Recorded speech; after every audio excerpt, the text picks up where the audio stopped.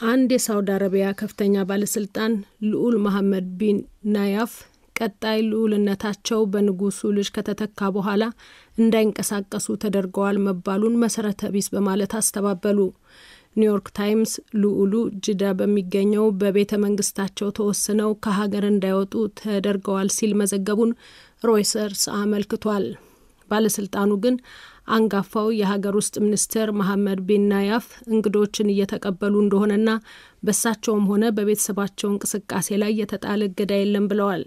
ከጎርጎሮሳዊ 2003 እስከ 2006 ዓ.ም ድረስ በሀገሪቱ የነበረውን የአልቃይዳን ጥቃት ፈጽመው በማስወገድ ከዋሽንግተን አድናቆት የተቸሩት መሐመድ ቢን ናያፍ ከአንድ ሳምንት በፊት ከነበራቸው ኃላፊነት ሁሉ ተነስተዋል። በመተካቸውም የሀገሪቱ ንጉስ ሳልማን ልጃቸውን መሐመድ ቢን ሳልማንን ሾመዋል። ሮይተርስ መሐመድ ቢን ናያፍን አግኝቶ ለማጣራት ያደረገው ሙከራ ባይሳካም በዜናው የተደናገጡት የሳውዲ ከፍተኛ ባለስልጣን ልዑሉ ለፈጠራው ወሬ ኒውዮርክ ታይምስን ይከሳሉ ማለታቸውን ዘግቧል። ይህ ዶቼ ቬለ ነው።